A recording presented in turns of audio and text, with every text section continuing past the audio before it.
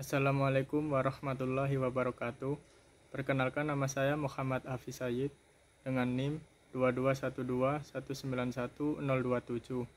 Kelas reguler sore jurusan Teknik Elektro Unjani. Di sini saya akan menjelaskan materi elektronika analog tentang op-amp atau operational amplifier, atau biasa yang disebut dengan penguat operasional. Pertama-tama, alangkah baiknya kita mengenal terlebih dahulu apa itu op-amp. Penguat operasional atau op-amp adalah suatu rangkaian penguatan yang lengkap dalam bentuk sebuah IC. Jadi pada dasarnya op-amp merupakan sebuah IC, di mana op-amp ini memiliki 8 kaki inputan, yaitu 4 di kanan dan 4 di kiri. Penguat op-amp sendiri memiliki sifat-sifat, diantaranya yaitu 1. Penguatan tegangannya sangat besar. Maksudnya, apabila di op-amp diberi tegangan inputan sebesar 5 volt, maka nanti setelah melewati rangkaian op-amp, tegangan outputnya bisa menjadi 10 volt. Hal ini sesuai dengan fungsi dari op-amp itu sendiri, yaitu sebagai penguat. Yang kedua, impedansi masuknya sangat tinggi. Impedansi biasanya disimbolkan dengan huruf Z, di mana impedansi yaitu nilai resistansi dijumlahkan dengan nilai reaktansi. Reaktansi sendiri dapat berupa induktor maupun kapasitor. Ketiga, impedansi keluarnya rendah. Dan yang keempat, karakteristik frekuensinya lebar.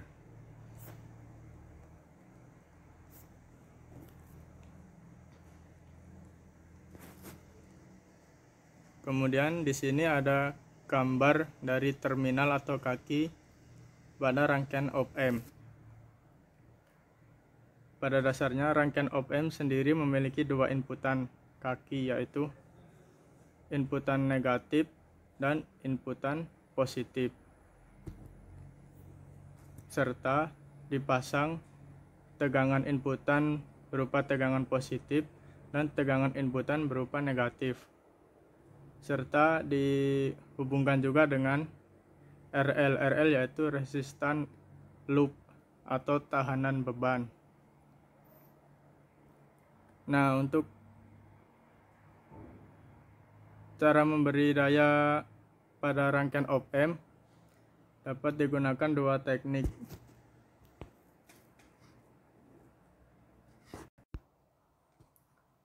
Cara memberi daya pada rangkaian op-amp dapat dilakukan dengan 2 cara. Yang pertama yaitu dengan 2 suplai tegangan dan dengan 1 suplai tegangan.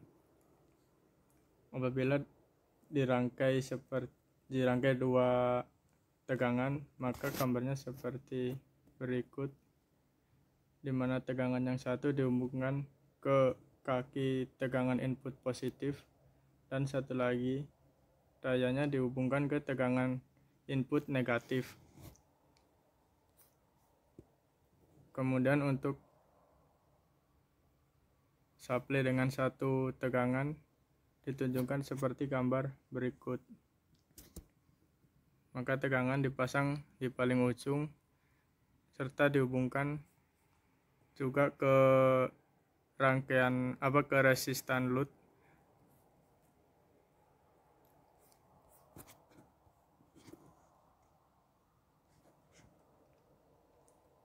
Selanjutnya di bawah ini ada gambar pin atau kaki dari rangkaian op-amp, di mana rangkaian op-amp sendiri memiliki 8 kaki, di mana setiap kakinya memiliki fungsi yang berbeda.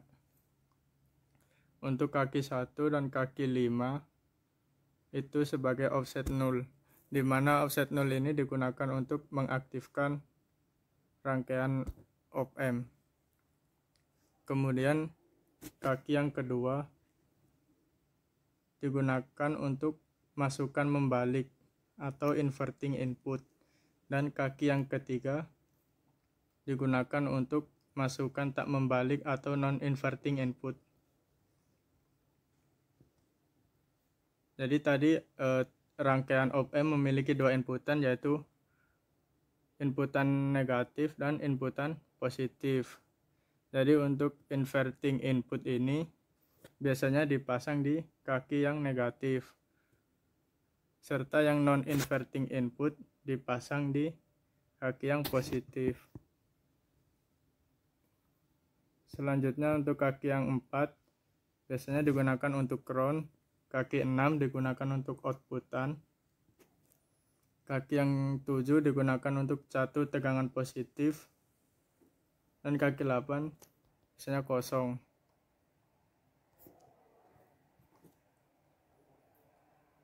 Op-amp sendiri biasanya memiliki beberapa versi yang berbeda di belakang angka 741.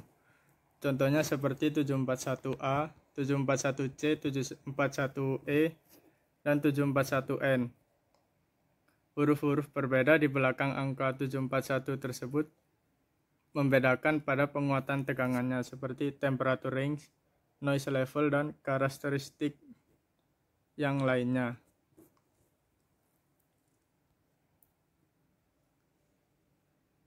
Jadi perbedaan huruf tersebut membedakan seberapa kuat tegangannya. IC op-amp 741C.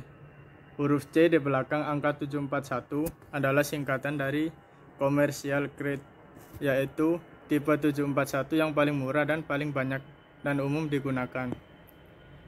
IC op-amp 741C mempunyai penguatan tegangan loop terbuka sebesar 1 juta dan impedansi input 2 MΩ serta impedansi outputnya 75 ohm dan mempunyai unity gain frekuensi sebesar 1 MΩ.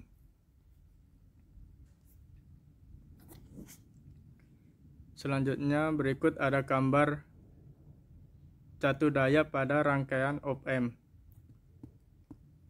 Di sini saya tidak akan menjelaskan lebih detail karena ini hanya contoh gambaran saja, gambaran dari rangkaian op-amp.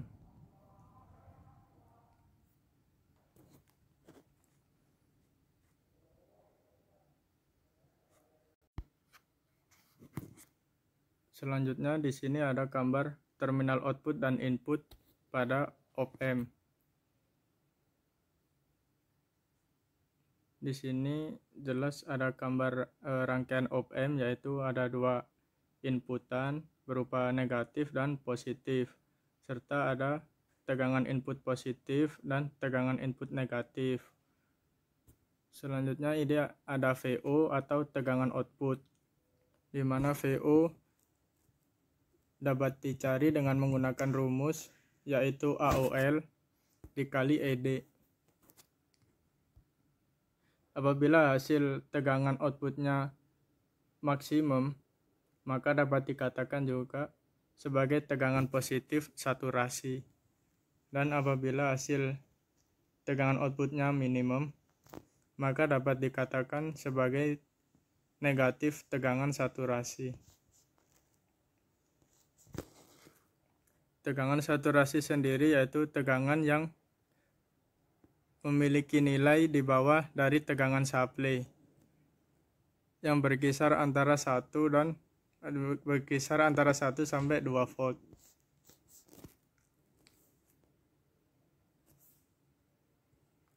Di sini ada AOL. AOL biasa disebut sebagai penguatan atau gain terbuka karena tidak ada umpan balik antara terminal input dan terminal output sehingga dibiarkan terbuka.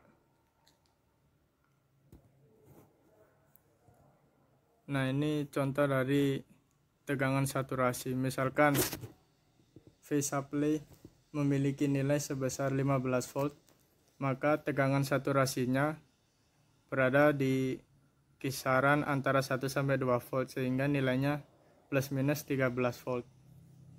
Dan di sini ada ED. ED akan dijelaskan di slide selanjutnya.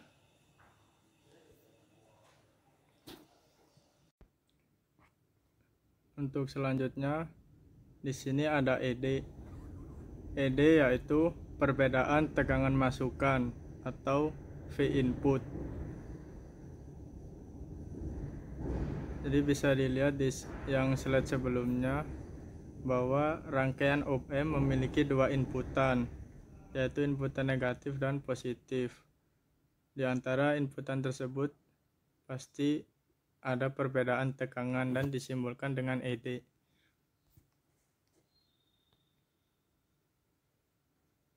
Di sini terdapat contoh, misalkan AOL-nya senilai 200.000. V ini tegangan supply-nya plus minus 13 volt. Yang V ini tegangan saturasi plus minus 13 volt. Maka ED dapat dicari dengan menggunakan rumus. Untuk yang nilai positif, maka positif tegangan saturasi dibagi AOL sama dengan plus 13 volt dibagi 200.000 sama dengan 65 mikrovolt.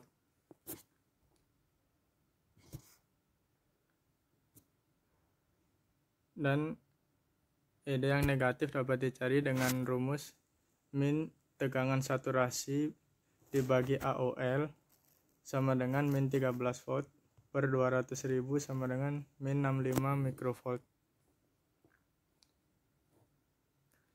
Jadi dapat disimpulkan apabila tegangan masukan berbeda antara minus 65 mikrovolt sampai 65 mikrovolt, maka op-amp berlaku sebagai penguat secara linier dan berlaku persamaan VO atau tegangan output sama dengan ED atau perbedaan tegangan dikali AOL. Kesimpulan, jadi dapat disimpulkan yang pertama, tegangan output berada pada salah satu batas positif tegangan saturasi atau negatif tegangan saturasi. Seperti contoh di slide sebelumnya bahwa positif tegangan saturasinya sebesar 65 mikrovolt dan negatif tegangan saturasinya senilai minus 65 mikrovolt. Yang kedua, untuk mempertahankan VO atau tegangan output tetap berada pada batas-batas ini, maka perlu dipasang umpan balik. Yang ketiga, karena ED nilainya sangat kecil atau tidak mudah untuk mengukurnya, maka untuk kepentingan praktis, ED biasanya dianggap sama dengan 0. Kemudian di sini ada beberapa tabel percobaan, di mana tabel yang pertama tertera tegangan masukan minusnya senilai minus 10 mikrovolt dan tegangan masukannya minus 15 mikrovolt. Di sini kita akan mencari nilai ED, polaritas, VO atau tegangan output, dan polaritas VO serta nilai VO-nya sendiri. Adapun cara mencari rumus-rumus tersebut akan dijelaskan di slide selanjutnya. Nah, pada tabel percobaan pertama diketahui V input negatifnya senilai minus 10 mikrovolt dan V input positifnya senilai minus 15 mikrovolt dan AOL-nya sama seperti yang percobaan sebelumnya senilai 200.000. Untuk mencari ED sendiri, yaitu perbedaan tegangan input positif dikurangi tegangan input negatif, sehingga ED dapat dirumuskan V input positif dikurangi V input negatif. V input positifnya yaitu senilai minus 15 mikrovolt dikurangi minus 10 mikrovolt sehingga nilainya min 5 mikrovolt. Kemudian nilai ED tersebut dapat dituliskan di tabel yang ini. Kemudian kita akan mencari polaritas ED. Polaritas ED pada percobaan pertama hasilnya negatif. Kenapa jadi negatif? Karena nilai negatif dihasilkan dari nilai ED yaitu minus 5 mikrovolt. Dan yang ketiga kita akan mencari nilai VO atau tegangan outputnya. Untuk tegangan output dapat digunakan rumus yaitu AOL dikali ED. AOL nya sendiri 200.000 dikali min 5 mikrovolt hasil ED yang tadi, kemudian dikalikan hasilnya minus 1 juta mikrovolt dan dikonvert sehingga menjadi minus 10 volt. Untuk polaritas VO atau tegangan outputnya sendiri yaitu hasilnya minus. Nilai negatif didapatkan karena hasil nilai VO nya sendiri minus 10. Jadi untuk nilai VO nya pada percobaan pertama yaitu minus 10 volt.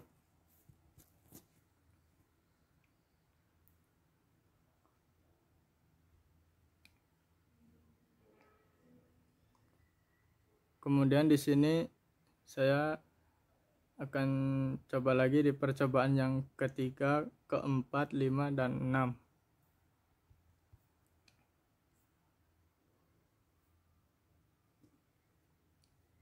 Pada percobaan ketiga diketahui V input negatifnya min 10 mikrovolt dan V input positifnya senilai minus 5 mikrovolt. AOL-nya tetap 200.000 sehingga pertama kita nyari nilai ED-nya atau perbedaan tegangannya, yaitu V input positif dikurangi V input negatif. Untuk V input positifnya sendiri nilainya min 5 mikrovolt dikurangi min 10 mikrovolt sehingga hasilnya 5 mikrovolt. Karena selanjutnya kita mencari polaritas ED. Polaritas ED-nya hasilnya berubah menjadi positif. Ini dihasilkan karena nilai ED-nya sendiri yaitu 5 mikrovolt sehingga nilainya positif. Kemudian yang ketiga mencari VO atau tegangan output dengan rumus AOL dikali ED sehingga 200.000 dikali 5 mikrovolt hasilnya 1 juta mikrovolt dan dikonvert menjadi volt sehingga nilainya 1 volt. Polaritas VO nya sendiri yaitu positif.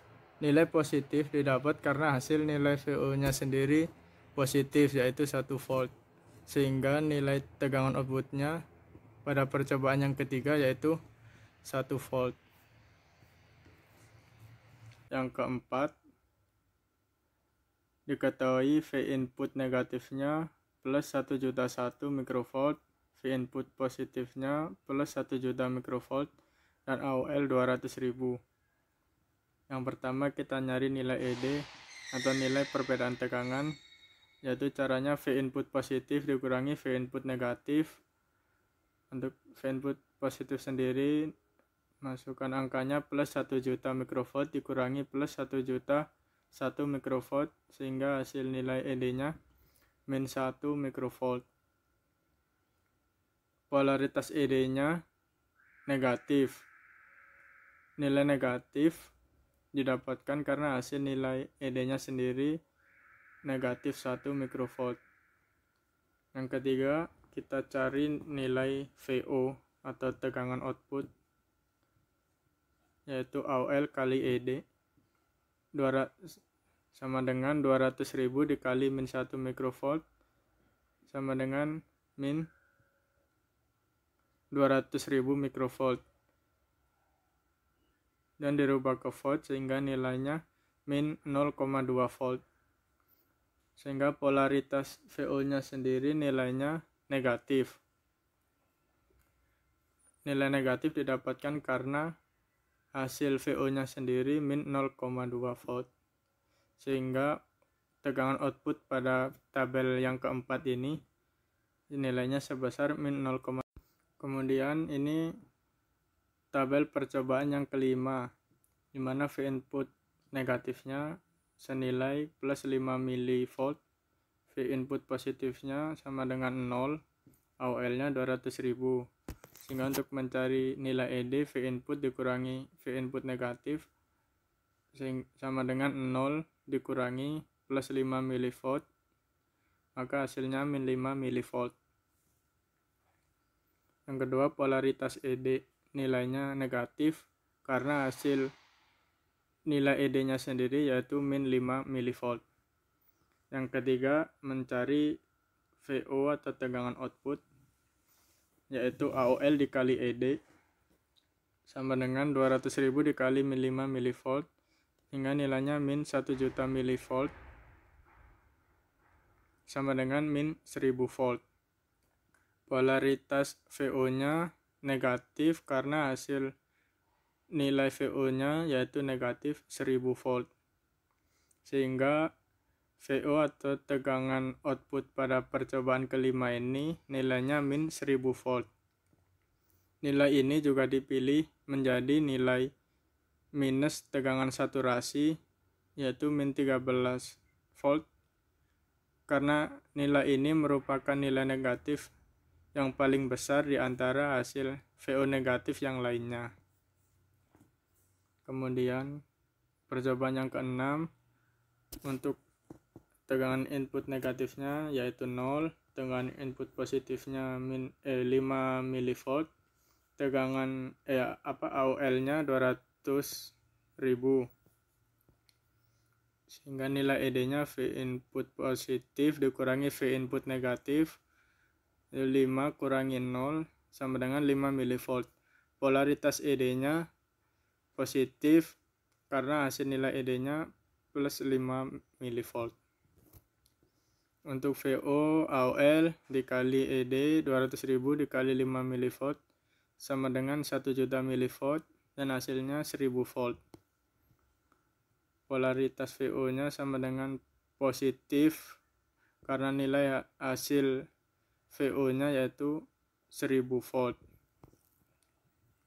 Maka VO atau tegangan output pada percobaan ke-6 hasilnya yaitu 1000 volt. Dan nilai ini juga dipilih menjadi nilai positif tegangan saturasi yaitu plus 13 volt, karena nilai ini merupakan nilai positif yang paling besar di antara hasil VO positif yang lainnya.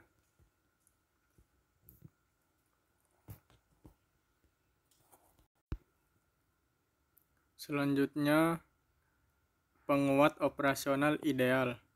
Penguat operasional ideal sama dengan penguat diferensial ideal.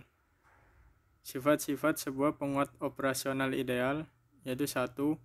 Penguatan tegangannya tak terhingga atau gain volt sama dengan tak terhingga. Pada contoh sebelumnya, gainnya memiliki nilai 200.000. Berarti nilai tersebut terbatas, sedangkan di sini nilainya tak terhingga. Yang kedua, impedansi masuknya tak terhingga. Hal ini berarti nilai impedansi atau nilai resistan dan reaktannya sangat tinggi, sehingga menyebabkan arus masuknya sama dengan 0. Yang ketiga, impedansi keluarnya sama dengan 0. Dan sifat yang keempat, karakteristik frekuensinya rata dan membentang dari frekuensi 0 hingga frekuensi tak terhingga. Selanjutnya, penguat operasional praktis atau tidak ideal. Dalam prakteknya tidak ada penguat operasional atau op-amp yang ideal. Namun demikian, sebuah penguat operasional praktis seringkali dapat dianggap seolah-olah memiliki sifat-sifat ideal. Nah, berikut gambar kaki-kaki pada rangkaian op-amp, di mana pin 2 ini non-inverting input atau input positif, dan yang kaki 3 ini inverting input atau kaki negatif. Pin 7 sebesar plus 5 volt, kaki 4 nya min 5 volt dan 6 output. Tetapi gambar ini tidak bisa dipakai sebagai acuan karena tiap op-amp memiliki kaki yang beda-beda.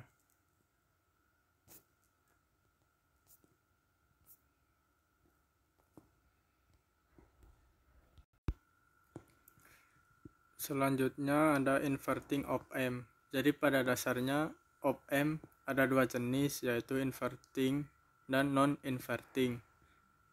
Untuk inverting op-amp yaitu konfigurasi di mana masukan positif akan menghasilkan keluaran negatif, atau masukan negatif akan menghasilkan keluaran positif. Jadi di inverse atau dibalikkan gitu polarisasinya.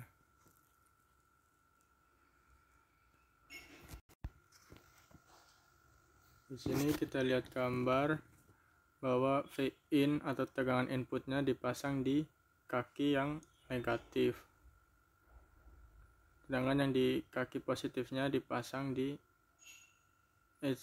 positifnya tegangannya 0. Jadi kalau tegangan inputnya di negatif, pasti ini merupakan inverting op-amp.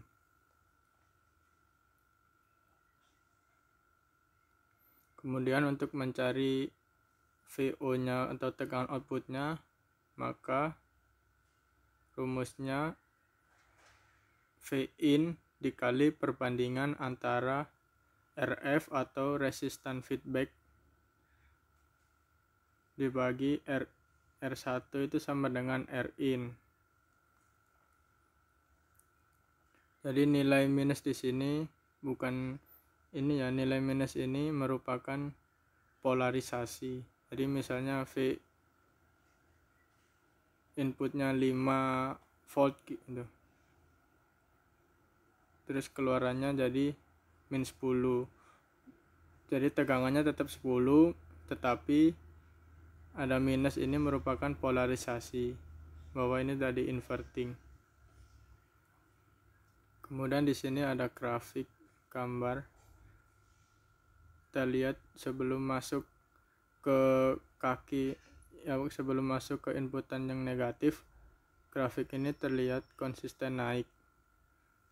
Kemudian setelah masuk ke kaki yang negatif, begitu outputnya jadi ngedrop ke bawah.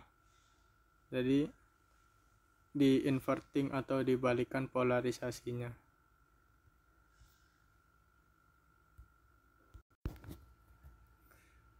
Selanjutnya ini yang jenis non-inverting amplifier.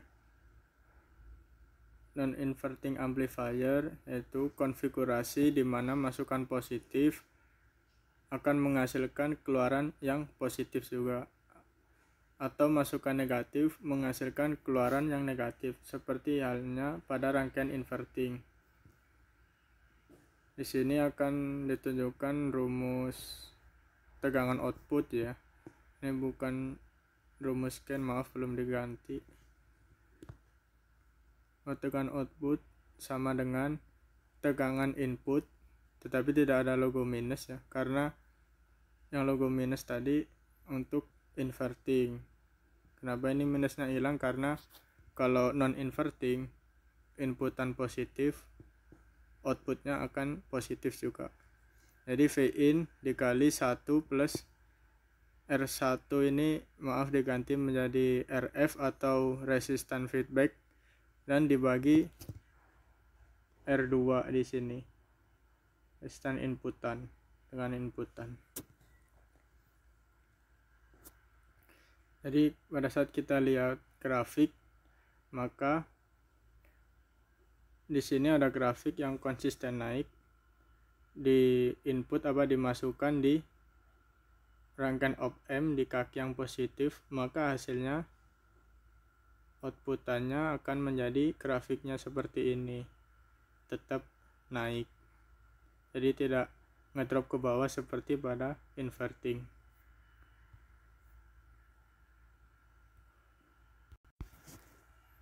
Selanjutnya ada zero crossing detector.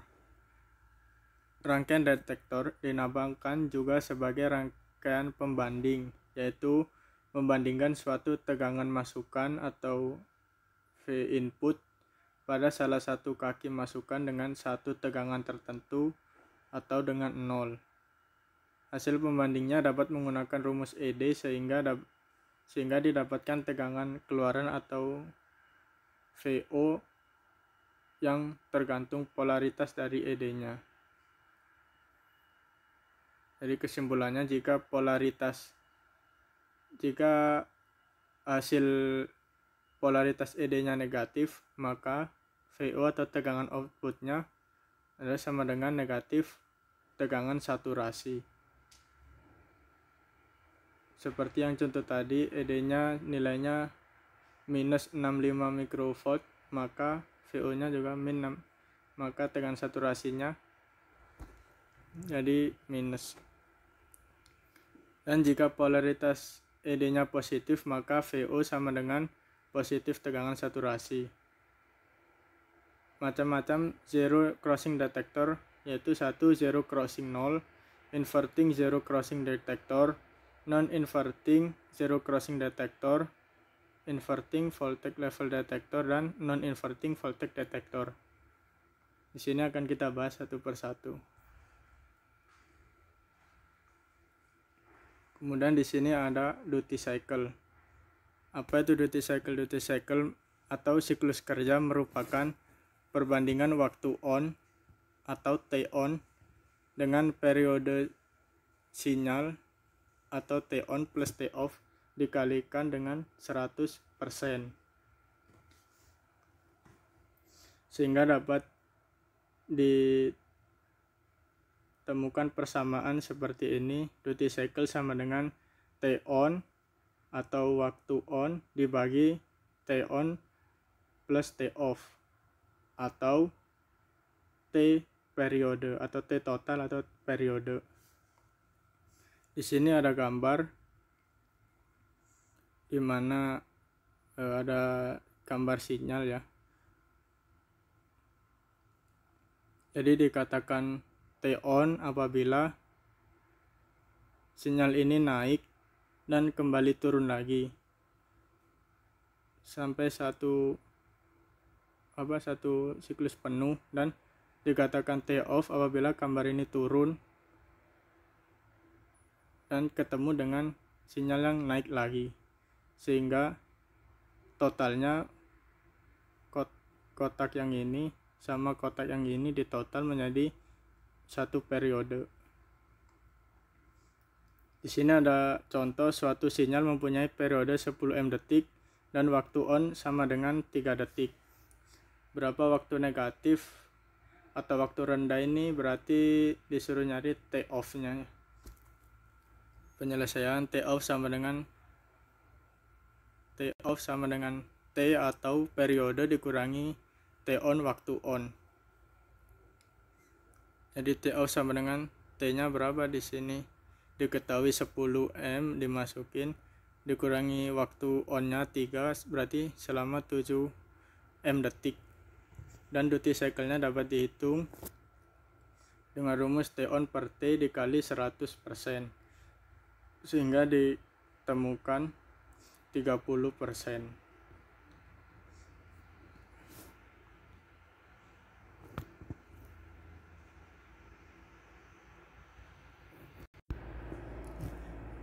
Kemudian kita masuk di slide ini, detektor penyilang nol. Yang pertama, detektor penyilang nol pembalik atau inverting zero crossing detector. Yang dimaksud detektor penyilang nol pembalik yaitu apabila sinyal masukan atau V input dipasang pada kaki negatif op amp dan membandingkan dengan 0, dan yang dipasang pada kaki positif op-amp. Jadi sinyal inputan ini berarti dipasang di sini kaki yang negatif, kemudian membandingkan dengan 0 yang dipasang di positif, berarti 0 dipasang di sini. Makanya ini gambar inverting, gambar pembalik. Makanya dikatakan sebagai penyilang 0 karena sinyal inputannya dibandingkan dengan 0. Sehingga kita nyari ED-nya, yaitu perbedaan tegangannya tegangan positif input dikurangi tegangan negatif input, dimana tegangan positif inputnya yaitu 0 dikurangi V input, sehingga hasilnya minus V input. Di sini ada sifat atau pernyataan. Jika V inputnya kurang dari 0, maka tegangan outputnya akan positif di tegangan saturasi. Dan V input lebih besar dari 0, maka tegangan outputnya sama dengan negatif di tegangan saturasi. Jadi di sini ada gambar. Ketika V input ini lebih besar dari 0, maka di sini gambar di tegangan saturasinya jadi negatif seperti ini, jadi membalik. Karena ini sesuai sifat yang dimiliki oleh inverting. Dan pada saat nilai tegangan inputnya kurang dari 0, maka tegangan outputnya akan berada di positif tegangan saturasi. Di sini ada T1, T2, jadi 0 sampai T1 ini setengah periode, dan 0 sampai ke T2 ini merupakan satu periode karena ada satu bukit dan satu lembah.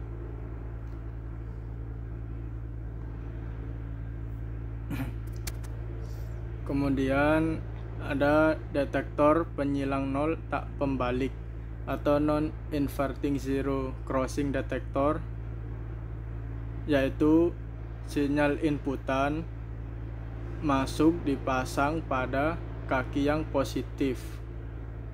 Masuk dipasang kaki yang positif berarti seperti ini. Berarti inputan dipasang di kaki positif pada op-amp dan membandingkan dengan 0 yang dipasang di kaki negatif pada op-amp. Ini berarti 0, di sini inputan. Sehingga mencari nilai ED-nya, positif input dikurangi tegangan input negatif. Tegangan input positifnya VI dikurangi input negatifnya yaitu 0. Sehingga muncul pernyataan jika V1 lebih dari 0, maka tegangan outputnya berada di positif tegangan saturasi.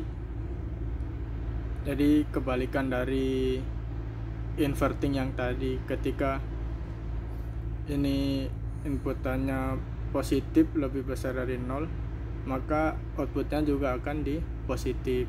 Kemudian jika V input kurang dari 0, maka V outputnya berada di negatif tegangan saturasi. Bisa dilihat seperti gambar di sini. Nah, ini pada saat V inputnya berada di atas 0, maka V outputnya juga berada di positif tegangan saturasi atau berada di atas seperti ini. Dan kemudian apabila V inputnya berada di kurang dari 0, maka outputnya juga berada di bawah atau di minus tegangan saturasi. Kemudian ada detektor taraf tegangan. Di sini yang pertama detektor taraf membalik atau inverting voltage level detector, yaitu apabila sinyal masukan atau input dipasang pada kaki negatif, Jadi inputannya dipasang di kaki negatif ini dan membandingkan dengan Vref atau tegangan referensi yang dipasang pada kaki positif pada op-amp seperti ini. Perbedaan detektor taraf tegangan sama detektor yang sebelumnya yaitu penyilang 0. Jika detektor penyilang 0 itu dibandingkannya dengan 0 dan detektor taraf tegangan ini perbandingannya dengan tegangan referensi. Kemudian lanjut untuk mencari ED atau perbedaannya, maka tegangan referensi maka positif dikurangi tegangan input negatif, dimana tegangan input positifnya itu Vref dikurangi VI, maka muncul pernyataan atau sifat jika VI lebih besar dari V referensi, maka VO atau tegangan output sama dengan di minus tegangan saturasi. Dan jika VI kurang dari tegangan referensi, maka VO sama dengan positif tegangan saturasi. Bisa dilihat seperti ini.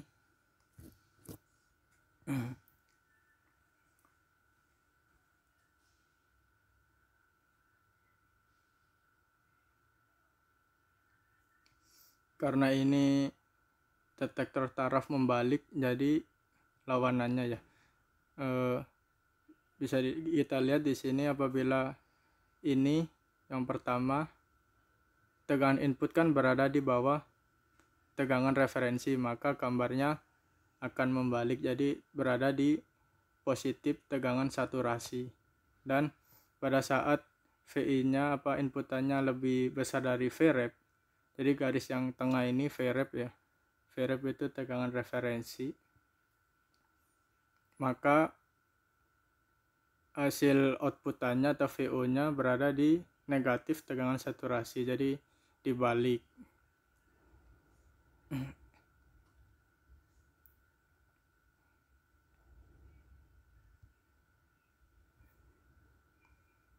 Kemudian detektor taraf tak membalik atau non-inverting voltage level detector. Jadi ini jenis yang kedua, yaitu apabila sinyal inputan masuk pada kaki positif op-amp yang ini, jadi inputannya masuk di kaki yang positif dan membandingkan dengan Vref negatif. Vref-nya berada di negatif. Jadi kalau Vref-nya di negatif, ini merupakan detektor taraf tegangan tak membalik. Kalau Vref-nya berada di kaki positif, merupakan detektor taraf membalik. Maka untuk mencari ED atau perbedaan tegangan,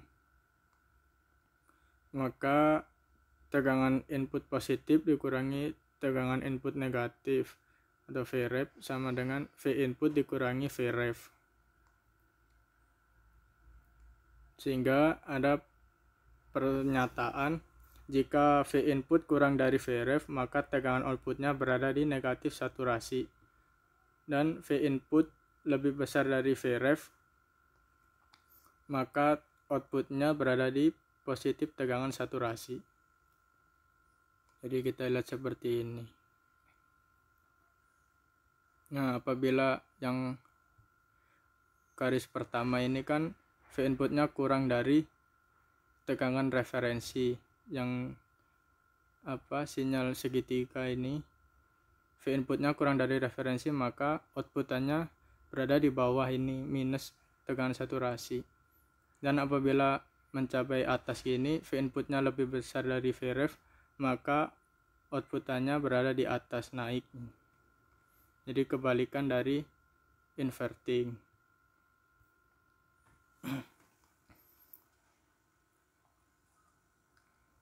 Kemudian ini rangkaian tegangan referensi. Ini merupakan rumus untuk mencari nilai tegangan referensi, yaitu R2 dibagi R1 plus R2 dikali plus V atau tegangan input, di mana R1 itu yang dekat dengan inputan, kaki inputan, dan R2 dekat dengan ground. Jadi contoh misalkan V inputnya 12 volt, R1 nya di sini 100 ohm dan R2 nya di sini 50 ohm, maka Vref nya adalah R2 per R1 tambah R2, berarti R2 nya 50 per 100 tambah 50 kali 12, sehingga nilainya 4 volt. Di sini ada contoh latihan soal, dimana ini tegangan inputnya plus 5 dan tegangan ininya minus 5, 90. Diketahui tegangan input plus minus tegangan input sebesar 15 volt dan tegangan saturasi sama dengan plus minus 13 volt. Maka A hitung T on atau waktu on dan T off atau waktu rendah, dan duty cycle atau siklus. Kemudian gambarlah output tegangan VO.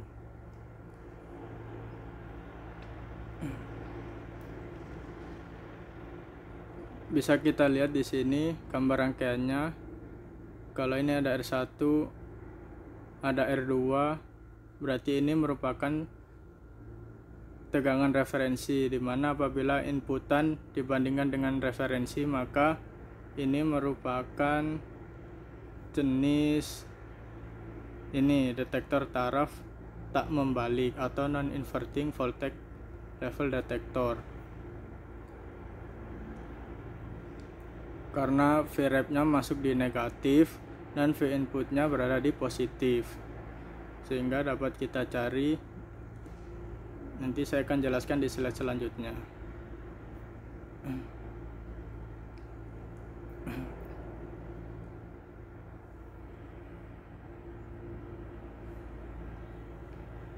Nah, ini merupakan contoh soal nomor 1 yang tadi diketahui tegangan input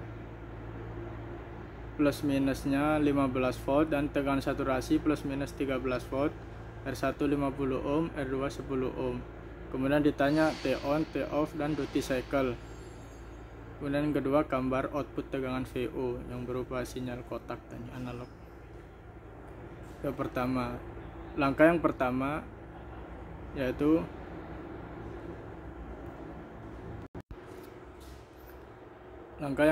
yaitu jika dilihat pada gambar, tegangan input atau V input dipasang pada positif dan tegangan referensi Vref nya dipasang negatif, sehingga gambar tadi merupakan tipe detektor taraf tegangan tak membalik. Jadi ini ya Vref nya, ini Vref dipasang di negatif dan V input nya di positif, maka ini merupakan detektor taraf tak membalik. Kemudian untuk mencari VO, langkah yang kedua, selanjutnya kita tentukan nilai tegangan referensi. Maka rumusnya yaitu seperti ini, R2 per R1 plus R2 dikali tegangan input kali tegangan input, sehingga Vref sama dengan R2 per R1 plus R2 dikali tegangan input, mana R2 nya 10 kilo ohm dan R1 nya 50 kilo ohm ditambah 10 kilo ohm R2 dikali 15 volt, maka hasilnya 2,5 volt. Nah, ini merupakan tegangan referensi yang bakal kita gambar di grafik nanti. Kemudian untuk menentukan nilai ED kita pakai rumus, yaitu ED sama dengan V input dikurangi V referensi, di mana V inputnya tadi merupakan 15 15 volt yang ini dikurangi V referensinya ini, yaitu 2,5 volt. Dan ED-nya ini nilainya 12,5 volt. Sehingga kita dapat data yaitu bahwa V inputnya 15 volt, V referensinya 2,5 volt, sehingga dapat berlaku sifat jika V input lebih besar V ref, maka V0 berada pada positif tegangan saturasi. Ini yang kita akan gambar nanti. Yang kelima, kemudian kita gambarkan V ref pada gambar grafik yang ada di soal dan gambarkan tegangan outputnya. Jadi gambarnya seperti ini ya.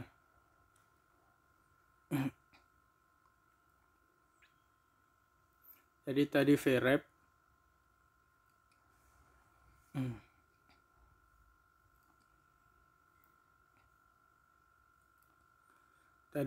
nya kan 2,5. Maka kalau lihat gambar di soal nomor 1, tegangan inputnya ini plus 5. Jadi kalau 2,5 berarti di setengahnya plus 2,5 ini berada di setengahnya 5 volt. Maka gambarnya di sini. Jadi kita tarik garis sampai ujung sana. Kemudian kita gambar tegangan outputnya. Di sini kan bisa kelihatan. Kita gambar tegangan outputnya, buat grafik dulu seperti ini. Maka V outputnya ini di sini tertera plus 13 karena tadi diketahui tegangan saturasinya plus minus 13. Jadi di sini plus 13, di sini min 13. Jadi untuk grafik yang pertama ini kan tegangan input lebih besar dari tegangan referensi. Karena ini tegangan taraf tak membalik, maka kan tadi ada pertanyaan jika V input lebih besar dari V ref, maka V outputnya berada di positif tegangan saturasi. Sehingga kita tarik garis ke bawah seperti ini gambarnya. Jadi grafik yang pertama ini berada di atas atau di positif tegangan saturasi.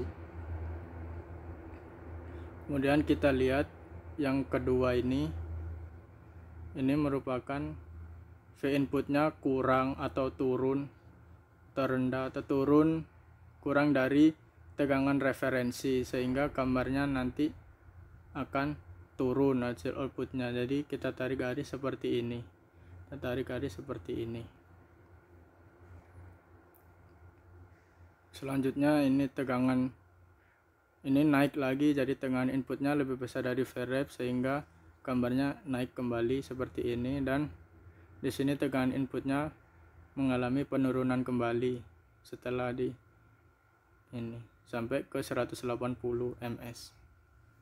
Jadi seperti ini 180 ms. Di sini ada 40, 80, 110. Ini merupakan ini ya, waktu, menggunakan waktu, panjang waktu gitu. Jadi grafik pertama mengalami penurunan sampai ke 80 ms, kemudian mengalami penaikan sampai ke 140 ms sehingga turun kembali sampai 180. Di gambarnya seperti ini.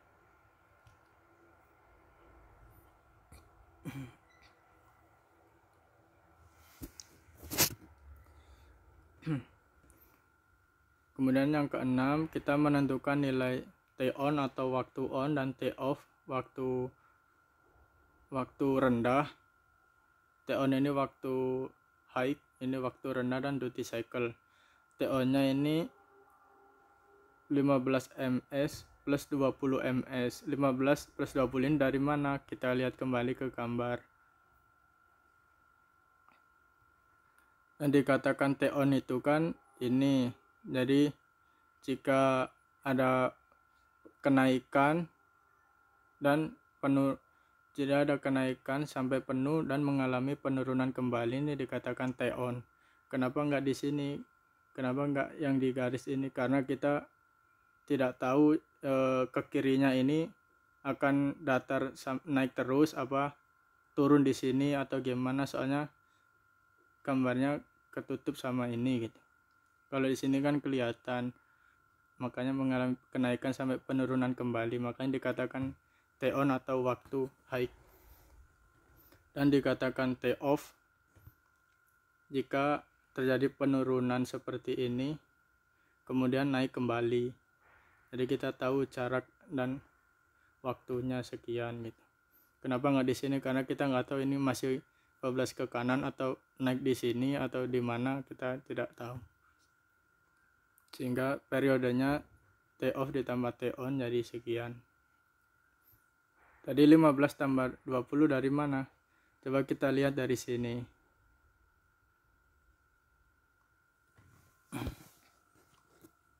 Di sini kan 80 sampai ke 140 itu kan penjumlahnya sebanyak 60 ya.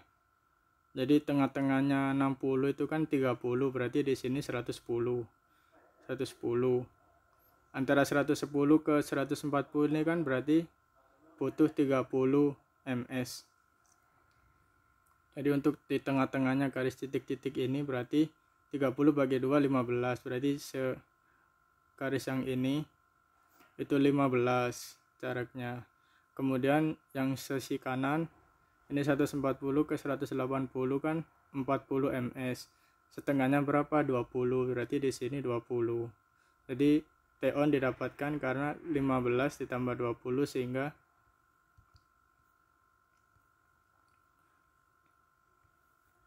T on dihasilkan 15 tambah 20 sehingga hasilnya 35 ms. Kemudian yang T off dapat kita ketahui juga dilihat berdasarkan gambar. Ini 20, 70, 15 dihasilkan dari sini.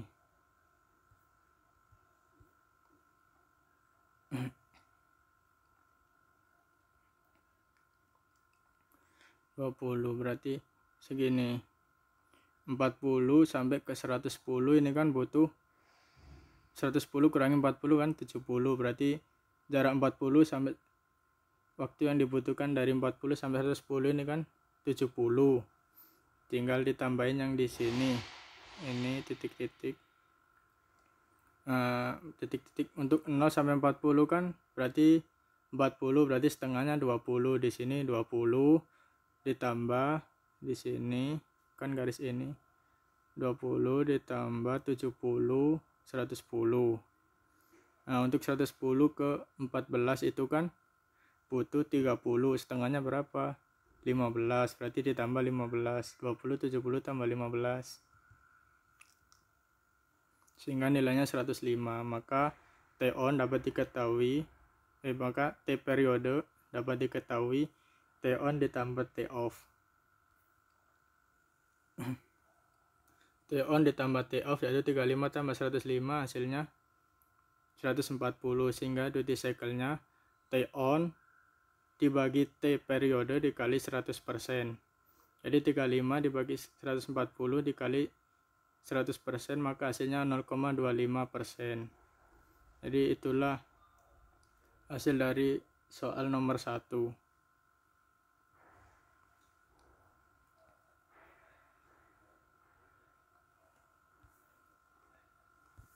Mungkin itu saja yang bisa saya sampaikan. Mohon maaf apabila ada kekurangan, mohon dikoreksi. Assalamualaikum warahmatullahi wabarakatuh.